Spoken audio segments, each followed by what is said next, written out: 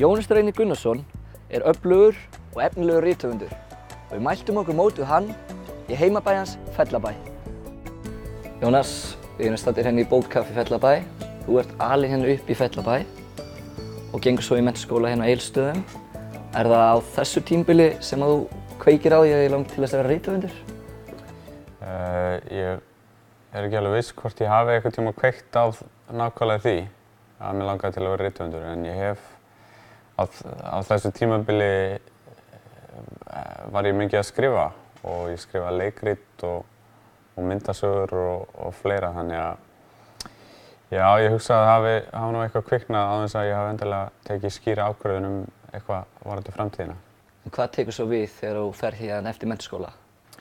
Þá er ég aðeins að slæpast í svona ár og svo fer ég í ritlist í Háskóla Íslands og klára grunnnám þar og held svo áfram í framhaldsnám í því. Og þú ert á heimavelli í ritlistinni í háskólanum? Já, ég allavega fann mig mjög vel í þessu námi og prófaði nýja hluti eins og ljóðlist. Ég hafði ekkert verið í ljóðum áður en ég kom í háskólann og fleira, þannig að það var margt sem opnaðist fyrir mér í þessu námi. Og á síðasta árið þá gefur út 2 ljóðabækur og 1 skáldsögu. Já. Og ein ljóðabókin vinnur bókmenntaverðlaun Tómasar Guðmundssonar, er það ekki rétt? Jú. Og hefur fundið jákvæðar viðtökur við bókunum þínu? Já, ég einhvern veginn að þetta skuli alltaf hafa lent á sama punktinum þessar 3 bækur var var eiginlega óvart. En ég held að það hafi bara borgað sig svona eftir á að hyggja og fékk alveg ágætis athygli og eins og þessi bók hérna, Stór olíuskip sem vann verðlaunin.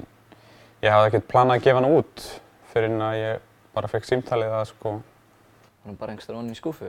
Já, ég var ekkert að flýta mér að gefa hana út. Og að hverju ertu að vinna þessa dagana? Nú er ég að vinna nýrri skáldsögu sem kemur út í haust og ég er svona á lokametrunum með hana. Viltu gefa eitthvað upp hvað hún er, hvers slags bók það er? Já, ég vil það, en ég er mjög lélegur í því, sant? Ég veit ekki alveg, fólk hefur spurt mig hvað hann er og ég segi yfirleitt bara deburð. Og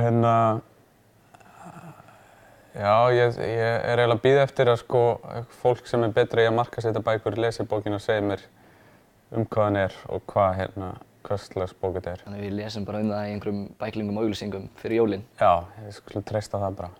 Má ég okkur datt í hug hvort það var hægt að biðja að lesa 1 eða 2 ljóð? Já. Hvaða bók ertu með hjá þér?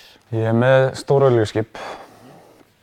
Ég kannski bara, ég get lesið fyrsta ljóðið úr henni. Það er nafnlaust. Snjór gerir borgina að eyðimörk. Nokkur fótspor. Týndur hundur gengur á milli húsa. Veikur maður liggur í rúmi og drekkur vatn, en lífurinn ræður ekki við andstyggilegar tilfinningar. Hundur gengur borg. Hún var byggð í landslagi þar sem sólin rís aldrei upp fyrir sjóndeildarhringinn. Í íbúð manns liggja föt í hrúgum eins og ættingjar hans hafi gufað upp. Köld eyðimörk. Það þýðir ekki að fara að sofa. Ekkert breytist á nóttunni. Hundur hættir að gelta. Einhvers staðar langt í burtu eru ský sem ferðast bara að nóttu til. Og undir þeim stór olíuskip. Svo stór að þau virðast kyrr. Svo stór að þau virðast mannlaus. Takk fyrir þetta, Jónas, og ég hlakka til að lesa nýju bókina þína. Takk hérlega.